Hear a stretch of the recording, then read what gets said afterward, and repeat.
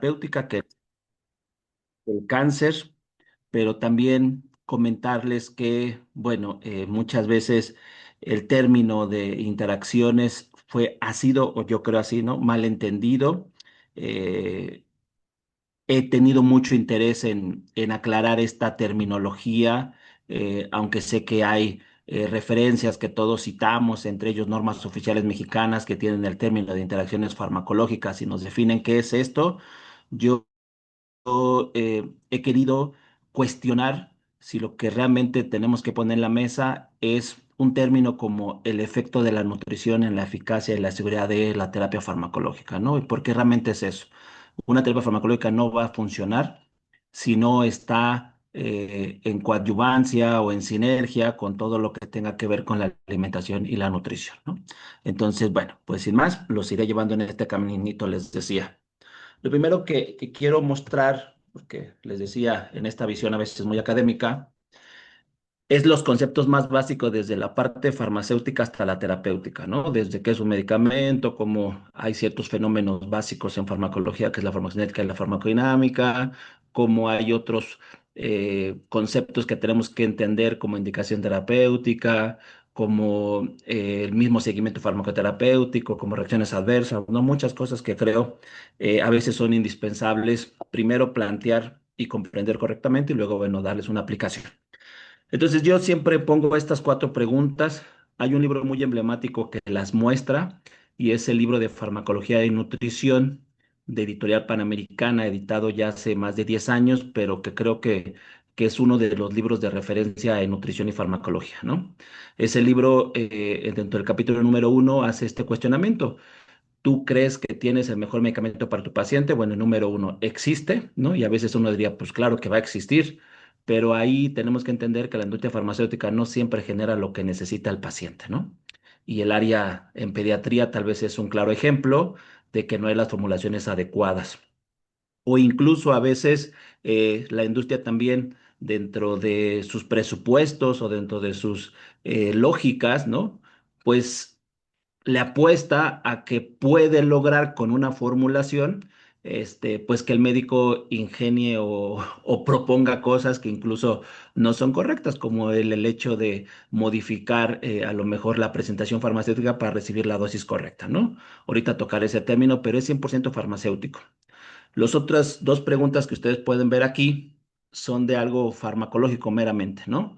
Y es la farmacocinética para decirme si el fármaco realmente llegó al sitio de acción o no, porque la enfermedad puede ser diferente, no es lo mismo un cáncer de mama, un cáncer de pulmón o un cáncer a lo mejor de hígado, ¿no? El fármaco llega al cuerpo, sí, pero ¿cómo sabes que va a ir y va a alojarse en ese lugar? De hecho, uno de los grandes retos en terapia para el cáncer, pues son los fármacos que llegan al sistema nervioso central, por ejemplo, para estos de los glioblastomas, ¿no? Hay muy pocos fármacos que pasan barrera hematoencefálica y bueno, pues es un gran reto ahí.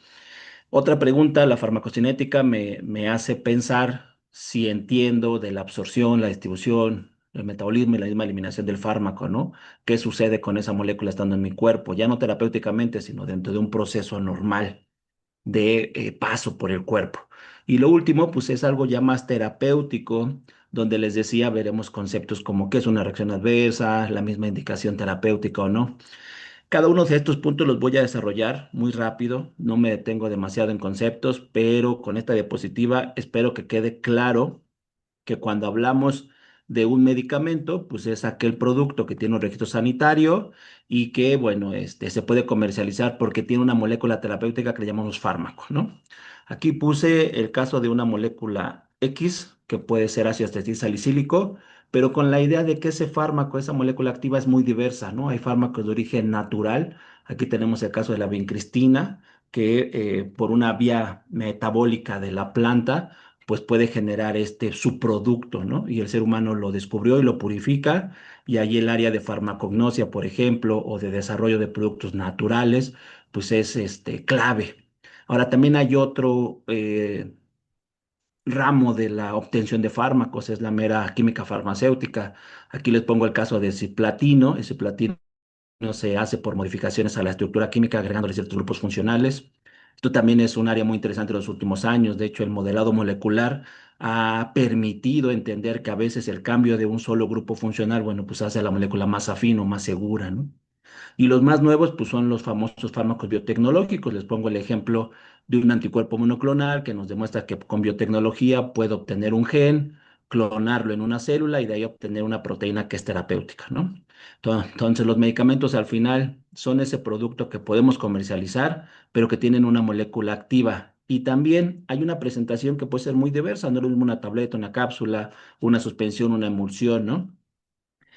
Si todo esto es complejo, súmale la parte de vía de administración, súmale lo de indicación terapéutica, ¿no? Todos estos son conceptos que uno sabe, debemos de conocer los farmacéuticos, los médicos, las enfermeras, los nutriólogos, pero a veces tenemos vacíos y si nosotros no lo entendemos bien, ahora imagínate un paciente, ¿no?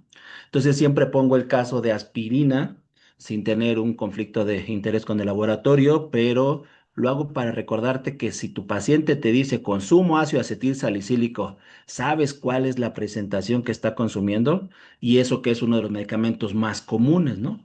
Porque puede haber aquella versión clásica con 500 miligramos o aquella que sea la versión Ford con un poco más de dosis, ¿no? O aquella presentación combinada con otros principios activos, el caso de la versión con cafeína o con ácido ascórbico.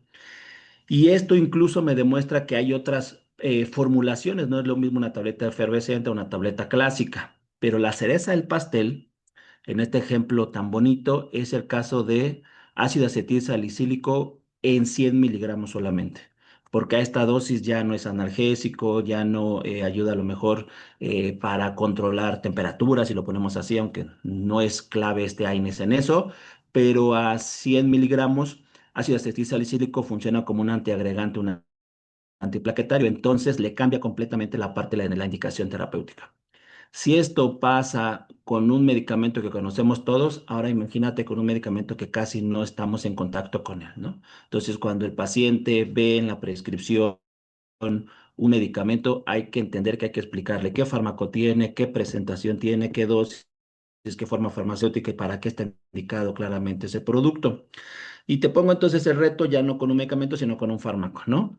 ¿Qué pasa con el metotrexato, ¿no? Si tú escuchas que el paciente consume este medicamento, este fármaco, ¿sabes qué medicamento está consumiendo? Porque te recuerdo que hay las versiones en tabletas, en inyectables y con dosificaciones completamente distintas, ¿no? Otra cosa que también hay que entender es de dónde surgen. Ya lo mostraba hace rato, pero quiero ser muy enfático, ¿no? Los productos oncológicos no son fáciles de obtener, pero al final, bueno, hay una gran búsqueda de ellos e incluso en una diapositiva más adelante te mostraré cuál es la nueva tendencia a la obtención de estos productos oncológicos, ¿no? Lo que sí es cierto es que es importante entender que se clasifican por su mecanismo de acción. Y esto me permite entender que, bueno, los comunes son los famosos citotóxicos agresivos, ¿no? De la quimioterapia, que entre ellos quiero mencionar agentes alquilantes como el cisplatino. ¿Cuál es su mecanismo de acción? Cisplatino se intercala al ADN, eso genera abruptos o daños irreparables que mandan a la célula apoptosis. El único problema de este efecto terapéutico, mecanismo de acción, es que no solamente la célula cancerígena se está dividiendo, sino muchas otras, ¿no? De ahí entonces que ha habido modificaciones o nuevas búsquedas, por ejemplo, a fármacos para el cáncer, pero que sean más tipo hormonales, ¿no? Ahí está el caso del tamoxifeno para cáncer de mama, que va y se une solamente a un receptor, que en un momento de la vida de una mujer, pues sobreexpresa su actividad por la presencia de estrógenos y el tamoxifeno, al ser un antagonista, pues bloquea ese fenómeno. Pero pues hay bastantes, ¿no? Anticuerpos monoclonales o me tendré aquí en el caso de inhibidores de pequeñas sinasas. Estos inhibidores de pequeñas sinasas incluso están empezando a hacer un boom, ¿no? Son pequeños fármacos que pueden llegar a cualquier parte del cuerpo, muy específicos en los blancos terapéuticos. Aquí te muestro uno que es específico para cáncer de hígado, por ejemplo, y que al final sabemos en el cáncer que tal vez hay una vía de señalización alterada, por ejemplo esta, ¿no? Donde Carras está sobreactivado y bueno, pues lo que hay que hacer es buscar una molécula que vaya y bloquee específicamente a esta proteína, ¿no? Y con eso entonces no todas las células de tu cuerpo tienen esta vía de señalización alterada, sino solamente esta y bueno, empiezan a ser mucho más específicos. En otro aspecto, ya no hablando de los medicamentos con ese fármaco, sabiendo cómo surge o cómo se clasifica, me voy a tener en la parte farmacológica. Y ahí es donde tenemos que recordar primero la farmacocinética, se entiende cómo qué es lo que le está haciendo el organismo al fármaco, y entonces decimos que lo absorbe, distribuye, metaboliza, elimina, y todos son muy interesantes, ¿no? De hecho, yo siempre me tenía mucho en la parte del hígado, ¿no? Y les digo siempre que el el metabolismo que lleva a cabo el fármaco te permite incluso entender la forma de eliminación. Les pongo el ejemplo aquí con el mismo ácido acetilsalicílico. Hay un metabolismo de fase uno llevado a cabo por casi siempre las enzimas citocromo de P450 y lo que hacen es hacer el fármaco más pequeño hidrosoluble, ¿no? Estas moléculas pequeñas hidrosolubles son mucho más fáciles de eliminar por vía renal. Sin embargo, hay otra gama de enzimas que se conocen como aquellas de conjugación. Desde un punto de vista físico-químico simple, te diría hacia el fármaco más anfipático, por un lado liposoluble, por otro lado hidrosoluble. Y la idea es que estas enzimas que le pegan glutatión o le pegan glucosa, se asocian a que casi siempre el fármaco mentalizado de esta manera, pues va a ser eliminado por secreción hepatobiliar, ¿no? Y una eliminación, secreción hepatobiliar es sudor, lágrimas, semen, heces fecales o la misma leche materna. ¿Cuándo tiene significado esto? Bueno, pues cuando decimos, ¿qué pasaría si el paciente consume tamoxifen, donde vemos claramente a las enzimas C450, donde vemos que el cambio químico fue un hidroxilo, que lo hizo más hidrosoluble, y por eso se va a eliminar vía renal? Bueno, ahí es una evidencia de que este fármaco está contraindicado en enfermedad renal. Pero si viéramos un fármaco cuyo metabolismo fuera por enzimas de conjugación que le pegaran glucosa o le pegaran glutatión a la molécula, generalmente se va a excretar por forma hepatobiliar y tal vez esté contraindicado en lactancia materna, ¿no? Ese es el claro ejemplo de conocer la farmacocinética es importante para saber cómo se va a eliminar un fármaco. Sin embargo, en cáncer, hace unos años tuve la oportunidad de coincidir con la doctora Vanessa Fuchs, es una eminencia en el INCAN, ella es una experta en nutrición en personas con sarcopenia, daba una conferencia antes que yo y hablaba de una lista larga de fármacos asociados a sarcopenia que presentaban mucho más efectos adversos en las personas, ¿no? Y yo con una visión farmacéutica la empecé a escuchar y empecé a darme cuenta que todos los fármacos que ella mencionaba que causaban sarcopenia, pero que al final eran indicativos de mayor efectos adversos, pues eran fármacos que requerían de proteínas plasmáticas, ¿no? Entonces es un claro ejemplo de que tal vez los nutriólogos se preocupan por la desnutrición y la entienden como sarcopenia, desnutrición proteica, pero no ponen en la mesa que incluso perder proteínas pues es también plasmáticas, ¿no? Entonces si estos fármacos requieren en la distribución de estas proteínas plasmáticas, el paciente no las tiene, pues claro, va a ser no solamente candidato a ineficacia, sino también candidato a efectos adversos. Pero bueno, el segundo fenómeno que le quiero contar es la parte, me disculpa por mi perrito, ¿eh? Me voy a tener en la parte de farmacodinamia, me voy a tener en la parte de farmacodinamia, habla de muchas cosas, ¿no? Desde, por ejemplo, la curva 2 está, que te da una idea si el fármaco es seguro, es eficaz, incluso si es potente, pero dentro de las cosas más importantes de farmacodinamia es que me dice dónde funciona el fármaco, ¿no? Si en el páncreas, si en el riñón, si en el sistema nervioso. Aquí te muestro un caso muy sencillo de una glibenclamida, ¿no? Que es un secretagogo y que, bueno, llega a los receptores del canal de potasio, lo cierra, eso hace que el potasio genere una despolarización en la célula que abre el canal de calcio, calcio entra como segundo mensajero y la célula sea secretada. Pero este mecanismo de acción me hace siempre pensar en que como farmacéuticos tenemos presente que los fármacos siempre son agonistas o antagonistas, o van a reactivar un proceso que se dejó de hacer, o en una patología estarían siendo antagonistas de un proceso que está exacerbado, ¿no? Y eso es realmente la farmacodinamia. Dime dónde está funcionando el fármaco y dime si está siendo agonista o antagonista, ¿no?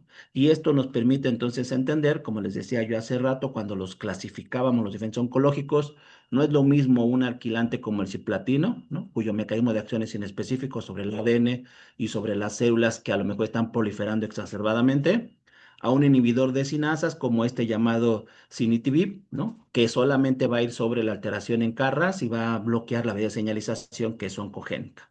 Entonces, sí, la farmacodinamia es muy importante. Ahora, hice la búsqueda de los fármacos que están siendo tendencia, por ejemplo, a ser aprobados por la FDA, ¿no? Esto ya tiene 6 años, pero bueno, ya nos daban un panorama que los que más están aprobando en FDA son pequeños moléculas, estos inhibidores de cinasas, y cada vez más, ¿no? Es menos aquellos fármacos citotóxicos que son aprobados por la FDA. Incluso no en población infantil, sino en población general. Estos blancos de inhibidores de desinasas, pues son los que más están siendo aprobados por la FDA, ¿no? Y cada vez más los citotóxicos agresivos, pues no son los nuevos candidatos a ser aprobados, ¿no? Sin embargo, ya están en el mercado y los seguimos utilizando mucho. La última parte en esta visión inicial es la parte terapéutica, donde podemos hablar del régimen terapéutico, de las contraindicaciones, de las mismas reacciones adversas. Aquí yo siempre recuerdo, ¿no? Algo básico que escuché en muchas conferencias y es todo fármaco es un veneno y todo veneno es un fármaco. El principio de las ciencias de la salud es ante todo no dañar, claro, pero no nos hacemos de la vista gorda cuando en estudios preclínicos y clínicos hay pacientes que no van a responder al fármaco o incluso van a generar un efecto adverso, ¿no? Sin embargo, el producto sale a la venta porque es más la población que se beneficia en relación al riesgo. Sin embargo, esa población no tiene que temer porque en México y en el mundo hay programas muy efectivos de farmacovigilancia, ¿no? La norma 220, por ejemplo, en México define que una reacción adversa a medicamentos es todo efecto perjudicial cuando se utiliza una dosis de un fármaco con fines terapéuticos. Y esos efectos adversos pueden ser a lo mejor muy leves, comunes, como el caso de cefaleas, vómito, diarrea, ¿no? O aquellos que a lo mejor son mucho más severos, como el caso del uso de anticonceptivos asociados al cáncer, por ejemplo, dependientes de hormonas. Ahora, la comunidad científica muchas veces ha buscado los factores de riesgo, ¿no? Y ahí ponemos en la mesa la polimedicación, la edad, el bajo índice terapéutico. Sin embargo, una pregunta más inteligente de solamente buscar los factores de riesgo como polimedicación, como la edad o como a lo mejor el bajo índice terapéutico de los fármacos, que entre ellos los oncológicos entran ahí, pues yo pondría en la mesa un montón de factores, ¿no? Una población cuando consume una dosis de un fármaco puede en vez de alterar los fenómenos farmacocinéticos y farmacodinámicos por los nutrientes, por los alimentos, por el estado nutricional, por los hábitos de alimentación, ¿no? Todas estas son variables completamente diferentes y los nutriólogos son los expertos en esto, ¿no? A veces como farmacéuticos creemos que nosotros podemos hacer su labor y debemos de ser conscientes que incluso los médicos a veces creen que pueden hacer nuestra labor como farmacéuticos. Y aquí la idea es colaboremos, ¿no? A lo mejor a ti no te queda muy claro qué es la diferencia entre un nutrimento y un estado nutricional, pero es un nutriólogo que te va a decir, no, mira, es que una cosa es la molécula como tal, como ácido ascórbico, o como el proteínas, como aminoácidos de cadena larga, ¿no? Y otra cosa muy diferente es el estado nutricional, está desnutrido, tiene daño hepático, ¿no? Desde mi perspectiva nutricional son cosas diferentes. Luego, otras variables que también pueden afectar, como la misma uso de suplementos, productos naturales en México que usamos tanto, las comorbilidades, la fisiología, la edad, la genética. Los puntos que puse en rojo son todas las variables que en mi línea de investigación tengo interés, ¿no? La parte de variantes genéticas, que me dice el por qué una persona no responde a los fármacos. Pueden ser polimorfismos o mutaciones en ciertos genes clave, la misma polifarmacia y los nutrientes que descubrí hace más de 15 años y que bueno, pues ha sido una de las ramas que más he picado piedra para poder entenderla mejor y bueno, pues poder colaborar con muchos profesionales. Pero bueno, cuando nos detenemos específicamente a que si hay estudios acerca de reacciones adversas, hacia el consumo de algunos fármacos, pues te pongo en la mesa que a veces las preguntas son equivocadas, ¿no? Queremos buscar las más frecuentes. En este estudio, donde analizaron casi 1,000 pacientes, lo que se dan cuenta, 10,000 pacientes, perdón, lo que se dan cuenta es que independientemente de la edad, ¿no? De los pacientes, sí habrá aquellos fármacos que tienen un mayor reporte de efectos adversos, pero porque son los fármacos que más consume la población, por ejemplo, antiinflamatorios, analgésicos, antibacterianos. Sin embargo, el número de reacciones a veces reportadas para cáncer son mínimas, ¿no? Y no porque sean seguros, sino porque son pocas personas las que consumen un fármaco oncológico. Entonces hay que ser muy certeros en decir, quiero saber cuál es el fármaco de más riesgo porque genere más efectos adversos, o quiero saber por el uso de ese fármaco quién está reportando más efectos adversos, ¿no? Y es ahí entonces que los efectos adversos se pueden clasificar hacia los fármacos oncológicos por el tipo de cáncer que tienes, por el tipo de fármaco que estás consumiendo. Aquí, por ejemplo, los últimos son estos citotóxicos que decíamos, son los clásicos, pero los más agresivos, o incluso cuál es el efecto adverso que más se está manifestando, ¿no? Aquí dentro de los más comunes, pues es alopecia, pero hay otros como mucositis, pancreatitis, otros, ¿no? Ahora, los mismos fármacos clasificados de forma muy general, como decíamos, citotóxicos clásicos o los modernos como hormonales o los más actuales como anticuerpos monoclonales, también van a tener efectos adversos muy diversos, ¿no?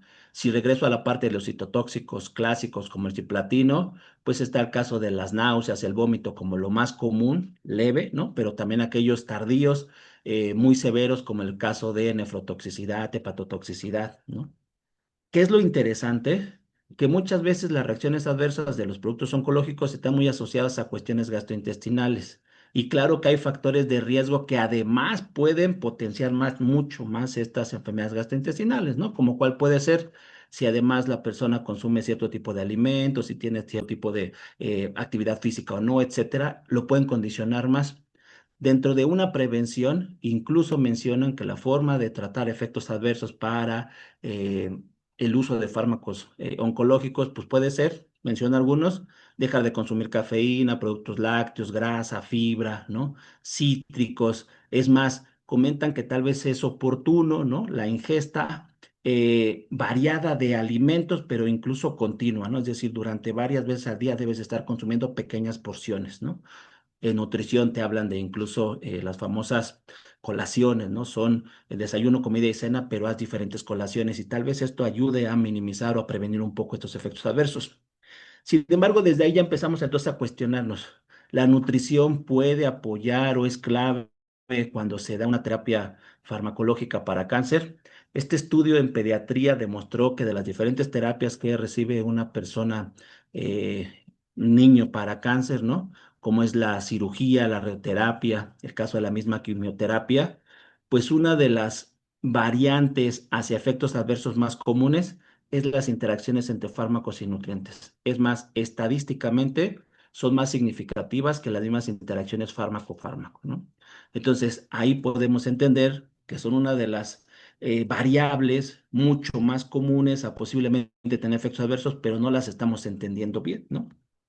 Y es lo que me lleva a decirles, cuando nosotros nos cuestionamos de la terapia farmacológica y su relación con la terapia nutricional, lo que tenemos que entender es que el cáncer es una enfermedad muy compleja, ¿no? Se le denomina cáncer, pero alberga más de 100 patologías con diversos agentes etiológicos, con diversos fenómenos de desarrollo, aunque claro, todas coinciden en que va a haber alteración de procesos de diferenciación, de división, de diseminación y de metástasis, ¿no? Cada uno de los cánceres va a congeniar en eso, pero cada uno tiene su propio agente causal, ¿no? No es lo mismo decir rayos del sol, cáncer de piel, a decir tabaco, cáncer de pulmón, o a lo mejor HPV asociado a cérvico, pero no asociado a lo mejor a el cáncer de hígado, ¿no? Entonces, cada virus, cada agente biológico, químico, físico se asocia a un tipo de cáncer, pero todos coinciden en eso. Ahora, lo único que sí es que los mismos algoritmos terapéuticos, cuando me dicen cuál es la terapia, pues la terapia es farmacológica y nutricional, ¿no? No es que una sea mejor que otra. Y claro que la nutrición ayudaría mucho en la prevención de algunos tipos de cáncer, ¿no? Eso es claro, pero también hay que entender que cuando el paciente ya lo desarrolló, es la combinación de los dos los que nos puede ayudar. Ahora, en esta parte, no solamente lo digo yo, ¿no? Lo dicen libros de farmacología, de nutrición, normas, guías de prácticas clínicas, ¿no? Dicen, la terapia farmacológica y nutricional coadyuva, ¿no? En la eficacia y seguridad de los tratamientos. En nutrición ha habido una clara evolución de su percepción hacia la contribución de los nutrientes y la misma eliminación en la prevención del cáncer, ¿no? En el 2019 esta publicación se volvió emblemática en cuanto a aquellos sellos o características de prevenir el cáncer desde la nutrición, ¿no? Que era, bueno, pues consume alimentos menos energéticos, hace ejercicio, ¿no? Consume mucho más agua que bebidas azucaradas, ciertos patrones de alimentación, ¿no? Cuidado con el uso de suplementos o productos herbolarios que no tienen una regulación o no son seguros. Pero lo que es cierto es que con el tiempo nos hemos ido dando cuenta que no solamente puede ser que hay nutrientes que se asocian al desarrollo de un cáncer, sino también que hay nutrientes que se asocian a la prevención de un cáncer. Por ejemplo, en cáncer cervicuterino, el HPV es clave para su desarrollo, pero el uso de vitaminas, ¿no? Del mismo beta-caroteno, de los componentes tipo isoflavonas o fitoquímicos en verduras, en té verde, ayudarían tal vez a la prevención. En el caso de cáncer endometrial también, ¿no? El aumento de ciertas hormonas esteroideas como el estrógeno o componentes proinflamatorios que vienen presentes en los productos de origen animal, ¿no? Serían candidatos a desarrollar el cáncer, pero todos esos fitoquímicos de la dieta mediterránea o de ciertos vegetales, pues podrían ayudar a prevenirlo. Y así podría seguir con cáncer de mama o cáncer de ovario. Pero lo cierto es que en la evidencia científica en nutrición se ha postulado que la nutrición y la alimentación es clave para el tratamiento farmacológico. En el 2011 había menos de 100 estudios publicados en PubMed que asociaban la nutrición con el cáncer. El día de hoy es ya casi el doble, ¿no? Para el 2022 y 2025 ya casi son 250 artículos, el doble de publicaciones. Nos muestran incluso en dónde se están publicando más, ¿no? En Estados Unidos, en Europa. Pero lo que es cierto es que todas esas publicaciones en nutrición en cáncer tienen un denominante común, ¿no? Y es el cáncer de mama, por ejemplo, ¿no? Y aquí en cáncer de mama me quiero volver a detener en recordarte que tanto hay nutrientes de ciertos alimentos que lo potencian, como también hay nutrientes en ciertos alimentos que lo pueden llegar a prevenir. Pero este estudio postula algo muy interesante. Si no se adhiere el paciente a ninguna terapia, ¿no? El tiempo de sobrevida o de calidad de vida que va a tener el paciente va a ser muy corto. Si la apuesta solamente en color verde a la terapia farmacológica, no va a tener la misma eficacia, seguridad y mejora que si la apuesta también a la nutrición y a la actividad física. Entonces, es la evidencia de que la nutrición es clave para una seguridad y eficacia de la terapia farmacológica. Y es ahí en donde tenemos que cuestionarnos, ok, si la nutrición es clave, ¿en qué momento podríamos tener que reflexionar la posible interacción, ¿no? Yo lo que les mencionaba hace algunos momentos es que el término de interacciones farmacológicas, pues es muy ambiguo, ¿no? Porque no es lo mismo lo que está percibiendo un médico, un farmacéutico, un nutriólogo, una enfermera. De hecho, hay por ahí una norma oficial mexicana, ¿no? Que pone el concepto de interacciones y dice que una interacción farmacológica es cuando interacciona un medicamento con otro, un medicamento con alimentos, un medicamento con suplemento, un medicamento con herbolaria o con cualquier otra cosa. Y creo que no, ¿no? Los farmacéuticos podemos detenernos en solamente enfocarnos en interacciones medicamentosas, pedir el apoyo de los nutriólogos para la parte de interacciones de alimentos y nutrimentos y entre varios, posiblemente enfocarnos en un nuevo reto, que pueden ser los suplementos, los nutracéuticos, las formas enterales, parenterales, ¿no? Y todo lo que demás derive en algunas terapias. Hace algunos años hice la búsqueda de literatura científica acerca de interacciones fármaco-fármaco, por ejemplo, ¿no? Encontré 2000 publicaciones, pero cuando puse publicaciones que tuvieran en común interacciones fármaco-nutrimentos solamente fueron 200. Eso es una relación de 10 a 1. Hay más evidencia científica de si puedes o no combinar un fármaco con otro, a si puedes combinar un fármaco con algún nutriente o con tu alimentación. Yo le atribuyo a varias cosas, pero entre ellas la que voy a mencionar, la primera es una mala definición clásica que hubo, ¿no? Y fue la de interacciones alimento-medicamento. Creo que es la definición más burda y que de cierta forma tenemos que borrar de nuestro vocabulario porque los alimentos son muy variados y los medicamentos también son muy variados. Sin embargo, por mucho tiempo se utilizó y se utilizó para cosas prácticas y útiles, ¿no? Les pongo el caso de enfermería. A lo mejor enfermería sí requería tener un listado de aquellos fármacos que se podían usar o no con los alimentos, ¿no? El único gran reto es qué pasa con otros fármacos que la literatura no es clara y no te puede decir si se consumen o no con alimentos. Entonces, ahí la enfermera tiene que ir y preguntar al médico o al mismo farmacéutico o incluso al nutriólogo, ¿no? Oye, ¿lo puede consumir con alimentos o no? Y aunque eso fue funcional, yo pongo en la mesa que no es lo mejor que podemos hacer. De hecho, este artículo fue pionero en postular que diferentes alimentos, diferentes bebidas podrían interaccionar diferentes con cada uno de los grupos farmacológicos, ¿no? Primero ellos evaluaron todos los posibles efectos adversos o interacciones que existían de todos los alimentos con alguna bebida. Y por ejemplo, casi el 56% de los medicamentos se interacciona con leche, ¿no? Pero cuando nos detenemos por grupo farmacológico, podemos decir lo siguiente: no es lo mismo que esté consumiendo un fármaco infeccioso y lo consuma con leche porque el riesgo de interacción es casi de 4, a que esté consumiendo un fármaco oncológico con leche porque el riesgo de interacción baja a la mitad. Sin embargo, un oncológico consumido con jugo de toronja, que acá ni tomaba relevancia, ¿no? Pues a lo mejor es mucho más importante que consumirlo con leche el riesgo de una interacción. Ahora, ¿qué pasará con el té? ¿Qué pasará con el refresco de cola? ¿Qué pasará con los jugos cítricos, no? Este artículo lo que puso en la mesa es que cada grupo farmacológico interacciona diferente con cada bebida o con cada alimento. Y a partir de ahí surgen nuevas definiciones, nuevas propuestas que nos ponen en la mesa. Por ejemplo, si lo que tenemos que usar es interacción fármaco y nutriente y empezar a clasificarlas, ¿no? Es muy importante entender que la interacción puede ser a nivel farmacéutico, desde la administración, ahí está la parte de nutrición enteral y parenteral, a nivel farmacocinético durante alguno de estos cuatro procesos, o a nivel farmacodinámico. El ejemplo más bonito que tengo es el caso del metotrexato, ¿no? Este método texato puede llegar a interaccionar en el mecanismo de acción con alimentos que son ricos en ácido fólico, como espinacas, brócoli, aguacate, frutos rojos, ¿no?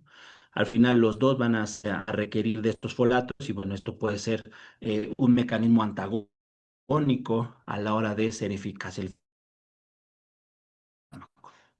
Entonces, no es que el ácido fólico sea una vitamina o un nutriente esencial para todos, ¿no? El niño que esté con un cáncer, que le esté prescribiendo ácido fólico, pues tendría que tener una ingesta limitada de esta vitamina.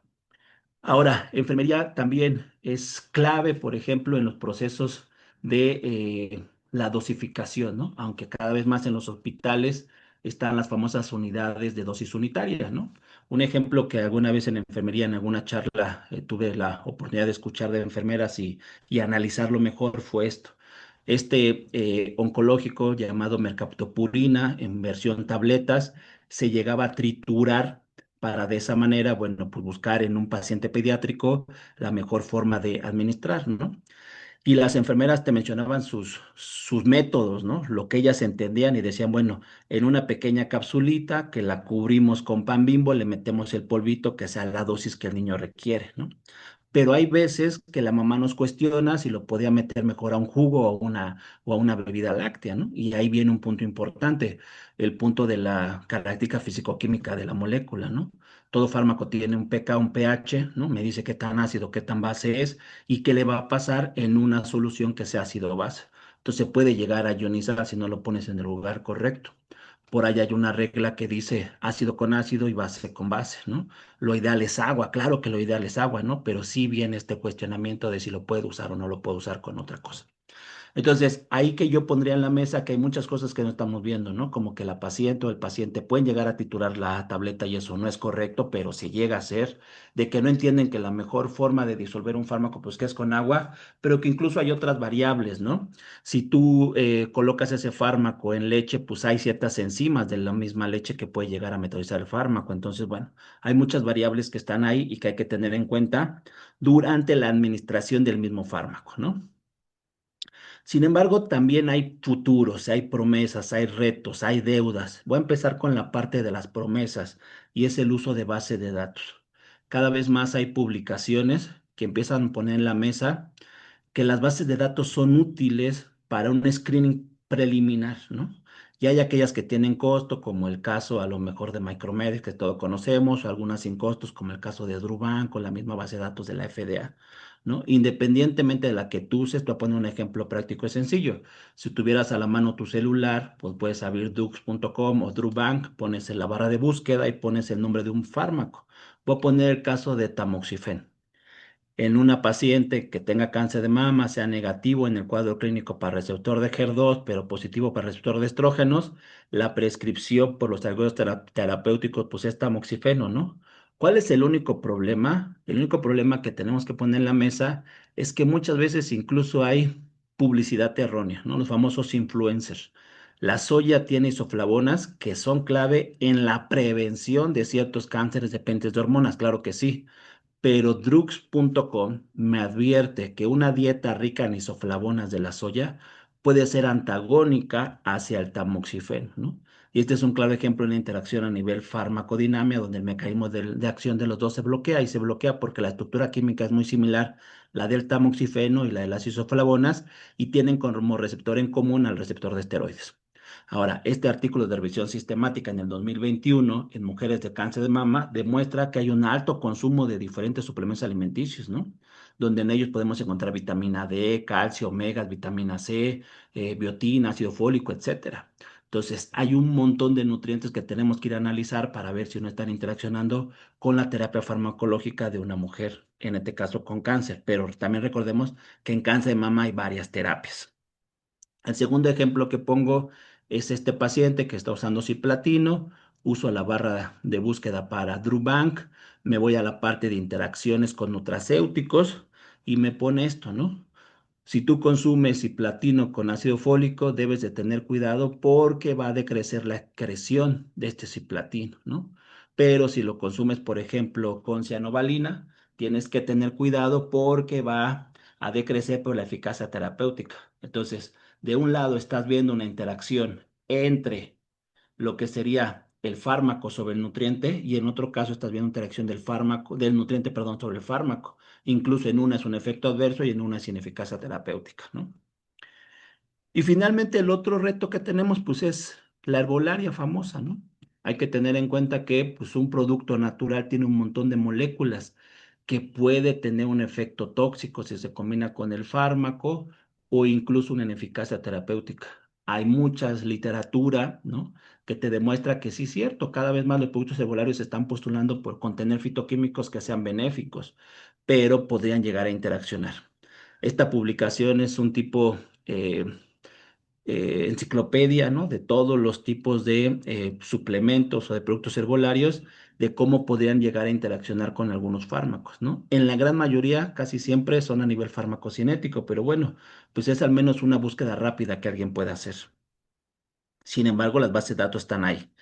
Y la deuda que creo que tenemos es la parte del trabajo multidisciplinario. Diversas especialidades en ciencias de la salud deberían de colaborar, ¿no? Primero, como te dije, empezar a entender la definición de interacciones farmacológicas, englobando todo en un solo costal, está muy mal. Lo segundo es que la definición, si bien ahora de interacción fármaco y nutriente es muy buena, los farmacéuticos debemos apoderarnos de ella desde nuestra perspectiva, ¿no? Y decir, es una interacción farmacéutica, farmacocinética o farmacodinámica. No estamos tomando en cuenta a los nutriólogos. Y ahí entonces, lo que pondría en la mesa es que los nutriólogos tienen otra perspectiva. A inicios del 2023 tuve la oportunidad de publicar esta revisión de interacciones fármaco y nutriente para la revista Red y Nutrición del ISSSTE. Algo que yo planteaba en una versión muy resumida de la nueva literatura científica es que las interacciones fármaco y nutrimento que le interesan a los nutriólogos es saber si el fármaco altera el estado nutricional, los hábitos de alimentación, a los nutrientes en particular o a los alimentos y viceversa, ¿no? Un ejemplo muy interesante es el caso de que hay fármacos que pueden alterar el estado nutricional o fisiopatológico. Por ejemplo, capacitabina puede aumentar los niveles de triglicéridos. Antes lo podríamos estar entendiendo como un efecto secundario, pero si la nutrición está ahí, más bien hay que entenderlo como la falta de asesoría nutricional que potencializó este antes entendido como efecto secundario. ¿Y por qué lo digo? Porque la misma hipertrigliceridemia se puede generar por un alto consumo de fructosa, ¿no? Y ahí no es solamente que el paciente consuma jugos fructosados, a lo mejor le encanta o entiende mal el concepto de porción y ración, ¿no? Alguna vez un nutriólogo me cayó la boca diciéndome, porción y ración no es cualquier cosa. Si tú le dices al paciente consuma fruta, no va a pasar o no va a sobrar el paciente, ten por seguro que compre una sandía completa, la parta en pedacitos, le ponga sal, limón y se coma toda la sandía en un solo día, ¿no? Entonces la bomba de fructosa que está consumiendo es bárbara. Entonces, hay una nueva postura que dice, hay fármacos que más que efectos secundarios están generando una alteración nutricional Y si la nutrición lo puede llegar a prevenir, bueno, pues considerémoslo eso ahora, ¿no? Una interacción fármaco, sobre todo nutricional. El segundo ejemplo que les pongo de este oncológico es sorafenib, ¿no? Puede causar sarcopenia y lo mismo, no la nutrición podría llegar a prevenirlo, ¿no? No la falta de asesoría nutricional podría llegar a potencializarlo. Son los nutriólogos que nos tienen que ayudar en este enfoque. Ahora, en nutrición, como les decía, cada vez más hay artículos nuevos que postulan que no es solamente alimentarlos correctamente, ¿no? Los nutriólogos tienen estrategias como hacer el soporte nutricional con esto de nutrición enteral o parenteral, de dar dietas específicas como dieta mediterránea, dieta cetogénica, dieta DASH, ¿no? Infinidad de dietas, incluso a lo mejor dar platones dietéticos, ¿no? Con cierta cantidad de calorías, ¿no? Restricción de cierto mineral, de ciertas vitaminas. Estos tres artículos publicados desde el 2022 a la fecha ponen en la mesa que una de las cosas que estamos perdiendo de vista es que la nutrición sería clave para la alteración en el peso corporal del paciente, ¿no? Casi todo paciente con cáncer llega a desnutrición. Bueno, pues la nutrición podría ser clave en ello. Que incluso en los cambios del estado nutricional o en los efectos adversos, la nutrición con todas estas estrategias podría llegar a minimizar los efectos adversos, la sobriedad del paciente, tolerar mejor la terapia, tener un efecto funcional sobre la misma patología, ¿no? Entonces, las diferentes estrategias nutricionales están ahí y los farmacéuticos y los médicos debemos entender que estos nutriólogos tienen sus propias estrategias y tenemos que enfrentarnos a ella y colaborar con ellos para que la sinergia de estas pues mejore la eficacia y seguridad de la terapia oncológica. Ahora, lo último que pongo en la mesa ya no es un reto, ni una promesa, ni una deuda, sino más bien es un nuevo hito, ¿no? Y es la famosa microbiota. Y no solamente con el uso de prebióticos o probióticos. Cuando hablamos de el metabolismo de fármacos, casi siempre nos detenemos a que el hígado tiene la gran variedad de enzimas, pero lo que también debemos saber es que el intestino también tiene enzimas, y tal vez no del mismo, sino de bacterias. Las bacterias aportan una gran variedad de enzimas que metabolizan fármacos, sobre todo metabolismo de fase 2. Este panorama lleva por ahí desde 1940 hasta la fecha a ir postulando una nueva terminología llamada farmacomicrobiómica, ¿no? Donde los fármacos están alterando a la microbiota, a las bacterias, y las microbiotas están alterando a los fármacos. De hecho, en esta revista llamada Solución Médica, hicimos una publicación rápida de los nuevos términos que hay que empezar a poner en la mesa en diferentes tipos de enfermedades, ¿no? Entre ellas, por ejemplo, el cáncer. El caso de cinclofluracilo, dependiendo la bacteria o microbiota que tengas, podría llegar a ser metabolizado para ser más eficaz, ¿no? Pero también el caso de este oncológico llamado gencitabina o irinotecan, el tipo de bacterias que tienen cierto tipo de enzimas podrían llegar a generar resistencia o más bien citotoxicidad, ¿no? Entonces, el nuevo hito que tenemos por delante, pues es entender que nuestra alimentación afecta a las bacterias y el tipo de bacteria va a condicionar la eficacia, la seguridad o la toxicología que tenga un oncológico. Y con esto, pues no me queda más que agradecer, dejarles mi correo de contacto, eac-ff@guam.mx, y muchas gracias. Cualquier cosa, estamos para responder sus dudas o preguntas. Muchas gracias, doctor. Bastante interesante pues creo que nos deja algunas dudas en cuanto a qué otro factor no estoy considerando para decir que el tratamiento puede o no puede ser exitoso, ¿no? Ahora resulta que también las bacterias de nuestro intestino pues tienen mucho que decir o qué hacer en este caso en cuanto al manejo adecuado de las dosis de de los medicamentos oncológicos, ¿no? No sé si alguien tenga por ahí alguna pregunta.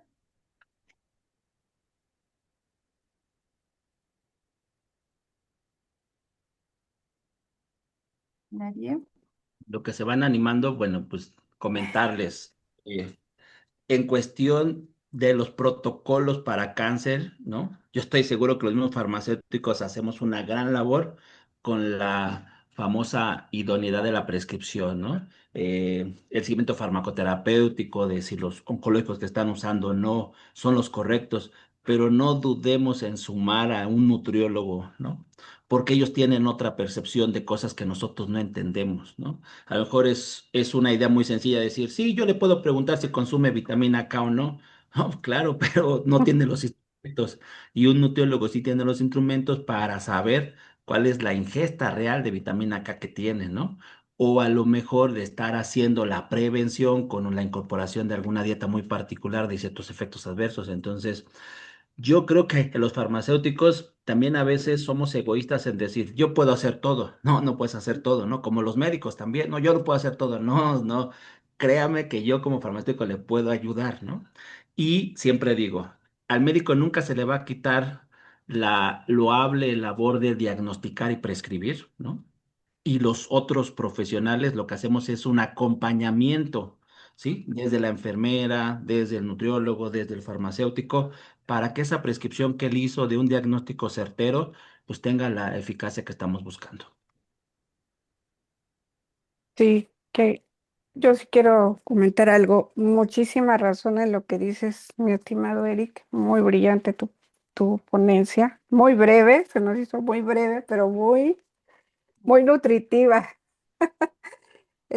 Yo tengo la anécdota de hace 1000 años, un paciente, cuando no había influencers, ni youtubers, ni nada, pero él no sé de dónde leyó que la vitamina C evitaba el cáncer. Entonces prácticamente llegó, ya tenía a su esposa paciente oncológica, pero llegó a suplicarnos que le pusiéramos 10 gramos de vitamina C a su nutrición parenteral. Obviamente, pues fue todo un reto convencerlo de que el aporte máximo tendría que ser 2 gramos y bueno, ya al final fue muy triste para mí darme cuenta de que, bueno, el señor quería que su esposa saliera del proceso y la reflexión que me quedó es que dije, es que debemos de hacer nutrición preventiva. O sea, se hubiera tomado esa vitamina C Antes, antes. ah, ¿sí? Y pues esta plática también sirve mucho de conciencia para todos nosotros, que a veces somos farmacéuticos, estamos en los equipos de salud, pero nosotros mismos no tomamos conciencia de cuidar nuestro cuerpo, ¿no? De nuestra alimentación, hacer ejercicio y todo eso, lo que estamos buscando luchar, pues es un llamado de atención, ¿no? Sí, Chelo. Sí, de hecho, la doctora Vanessa Fuchs es una de las pioneras en cuanto a, em, proponer la prevención utilizando la nutrición, inclusive en los pacientes oncológicos, en lugar de estar batallando ya que le administraste la quimio, ella propone, nútrelo antes. Va a pasar cuántos días con náusea, con Ujú. debilidad. No va a querer comer, no va a tener hambre. Entonces, nútrelo antes. Pero esa nutrición, pues no es atáscalo de manzanas o de naranjas, ¿no?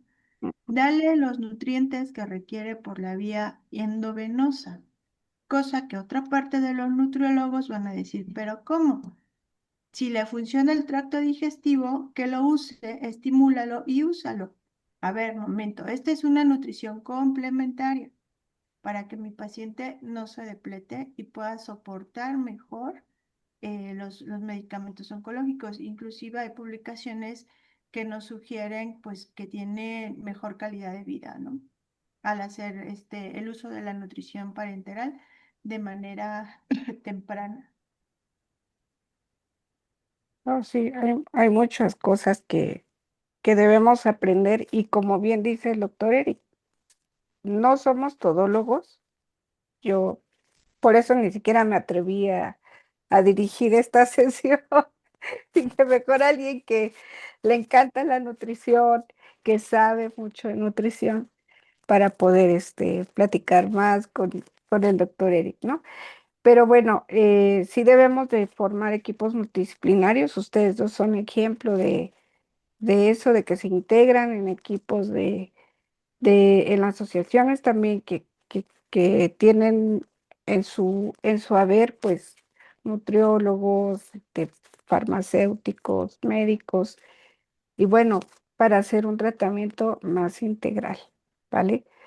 No sé si de aquí del Zoom tengamos alguna duda. Tenemos felicitaciones en el Facebook para nuestro ponente. Y bueno, pues, Eric, querías decir algo, ¿verdad? Sí, muchas cosas, ¿no? Siempre hay más y más que decir. Dos, sí, Yo dos cosas quiero poner en la mesa. El uso de las bases de datos, ¿no? sí. Cuestionadísimas. Yo hace unos 5 o 6 años que las empezaba a mencionar en mis conferencias, me decían, no, es que esas no son reales, eso no sé. Y cada vez más la literatura científica hace estudios sobre bases de datos, ¿no? Porque es un primer abordaje predictivo, ¿no? Explorativo, ¿no? Si tú no sabes qué interacción puede suceder, métete a la base de datos, ¿no? Y cada vez son más certeras, incluso en reacciones adversas, no me dejas mentir, ¿no? Sabemos que están Micromedes como esa compañía emblemática que todos quisiéramos el membresía para usarla a diario, ¿no? Como farmacéuticos, pero Villaccess está ahí y no tiene costo, ¿eh? Y ya hay una gran tendencia hacia las publicaciones de los datos de Villaccess, porque la Organización Mundial de la Salud no puede procesar tantos datos, ¿no? Entonces los datos te los pone y alguien interesado, analícelos y díganos lo que no estamos viendo, ¿no? Entonces, es un ejemplo de que va a ser una nueva tendencia, ¿no? El uso de la información que ya está en las plataformas, analízalo, ¿no? No sé Ujú. si a eso se le va a tener que llamar metaanálisis, no lo creo, ¿no? Pero sí tenemos que empezar a usar la información que hemos llegado a obtener de diferentes estudios, ¿no? Y empecemos a usarlo como farmacéuticos, empecemos a validarlo, eso también es algo que siempre se pone en la mesa. Hay muchas reacciones adversas, muchas interacciones que sabemos suceden, pero no las documentamos. El momento que la empecemos a documentar, que empiece a haber evidencia de eso, bueno, pues empezaremos a actuar, ¿no? Y lo segundo es que también hay una gran necesidad y también deseo, ¿no? De los nutriólogos y de los médicos por entender mejor las cosas, ¿no?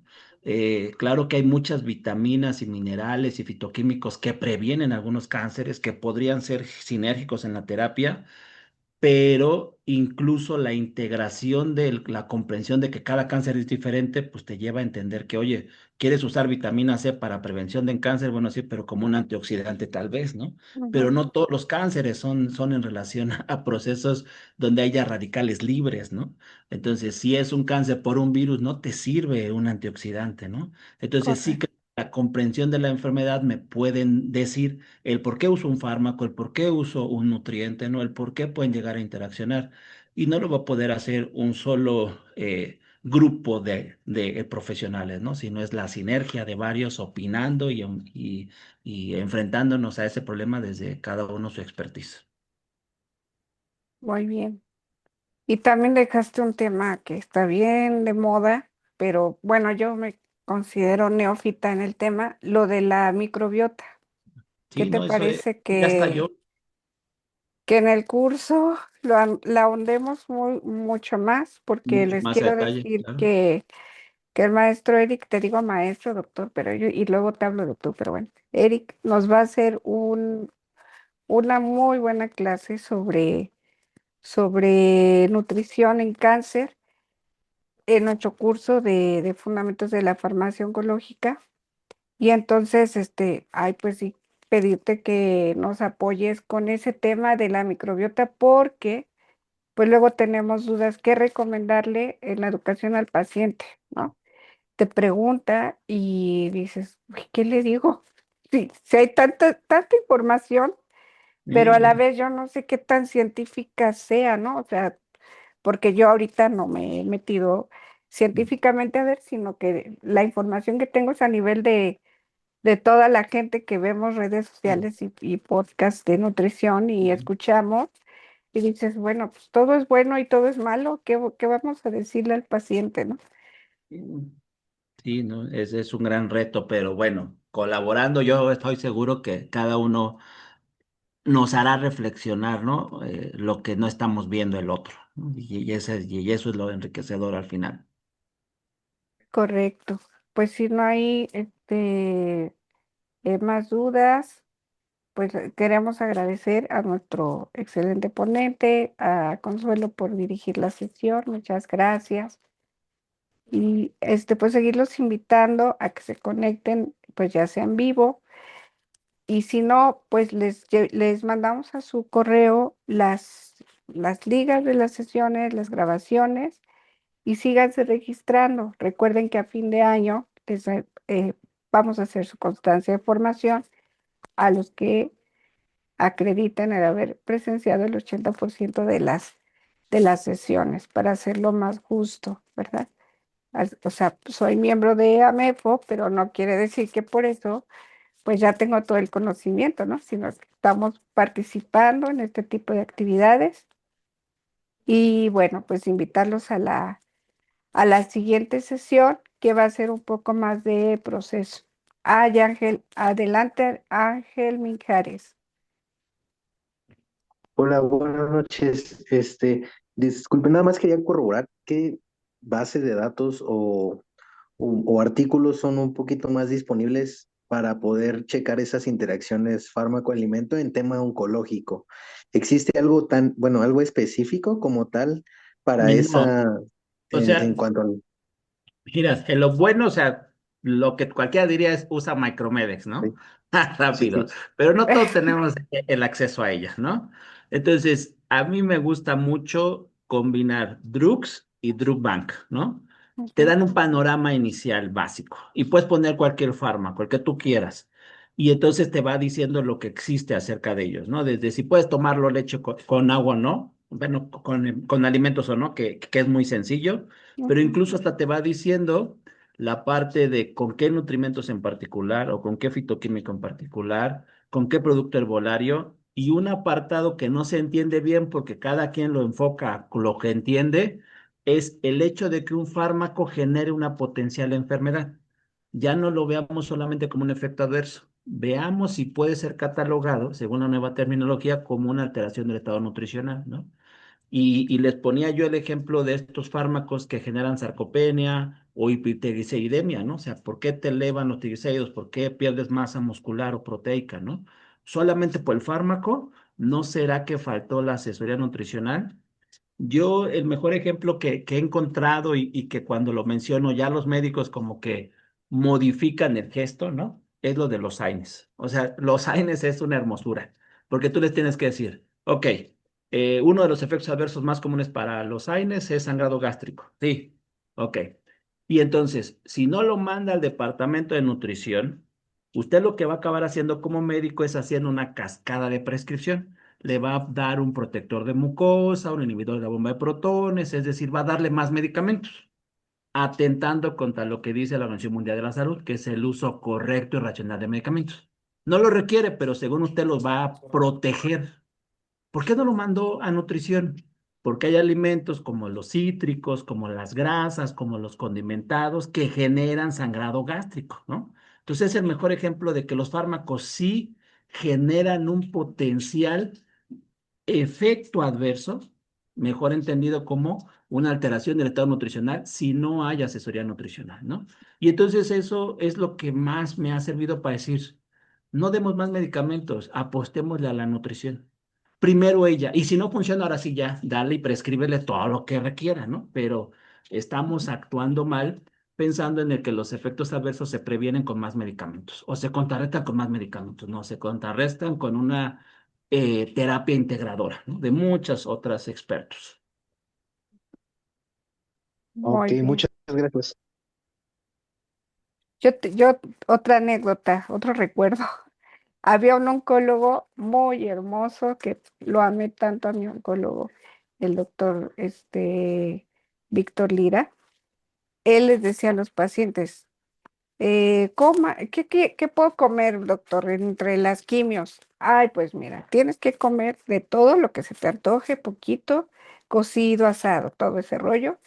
Ya sabes, no picante, no tanta grasa, pero sobre todo él recomendaba lo de hoja verde, o sea, espinacas, acelgas, Y, y a veces, o sea, y yo le decía, bueno, sí, doctor, ¿y por qué lo recomienda tanto? Dice, pues es que es una maravilla, porque los neutrófilos, o sea, él decía, no, se recupera tanto el cuerpo, no necesito prescribirles, él era enemigo de estarles prescribiendo tanto medicamento y les decía todo lo que tenían que comer y dormir, comer y dormir, comer y dormir, aparte de que una breve caminata. Y de verdad, a veces llegaban los pacientes al consultorio y traían bien bajo pues las defensas, ¿no? Y decía, duerme muy bien, esta tarde, mañana vas a ver que ya vas a estar listo para la quimio. O sea, faltaba 1 o 2 días y como magia los mandaba a que comieran bien y durmieran bien y como magia ya estaban bien los pacientes al otro día. No sé si eh, él era muy conservador y apostaba mucho por el aporte de la nutrición, pero él me lo decía sinceramente. Mira, mija, yo no sé qué es, pero si los pacientes se portan bien y no comen chatarra, el cuerpo se va a recuperar bien. O sea, los mandaba a no comer chatarra, comida chatarra, y que comieran, pues, que sanamente, proteína del pescado, del pollo y todo lo de hoja verde. Les decía mucho a los pacientes. Y era como maquinita el cuerpo, ¿no? Sí, sí, sí. Es clave. Y eso te estoy hablando de hace más de 25 años. Sí, ¿no? Y seguramente ya se entiende mejor, ¿no? El uso de los Sí, alimentos de origen animal y ultraprocesados sí contienen muchos componentes químicos que son también factores de riesgo para el desarrollo de muchos procesos cancerígenos, ¿no? Bueno, de varios de los procesos cancerígenos. Pero bueno, correcto. pues un gustazo haber estado Ay, con ustedes. muchísimas gracias. Y bueno, invitarlos a la siguiente sesión a finales de agosto. Vamos a hablar de algo de proceso. Eh, Uno de nuestros colegas, Huberto Manuel Ramos, se ha ofrecido a darnos la conferencia sobre capacitación y calificación de personal en la inspección de mezclas antineoplásicas. Es un paso importante para los que se dedican a hacer las mezclas, pues puede ser de interés general. Y bueno, este tema que ha sido muy enriquecedor, no solo para nosotros como farmacéuticos, sino que pues también lo pueden compartir ahí del Facebook con sus parientes, ¿no? Sus amigos, sus familiares, porque fue información muy valiosa para, para público en general. A lo mejor habrá algunas cositas que les tengamos que explicar, pero en general muchas gracias, Eric, por hacerlo tan digerible y No, al contrario, tan cercano. Muchas gracias. un saludo, un abrazo a la distancia y buenas noches a todos. Gracias. Gracias, Vamos, Consuelo. bye. Buenas noches, Buenas noches. maestro. Hasta luego. Bye.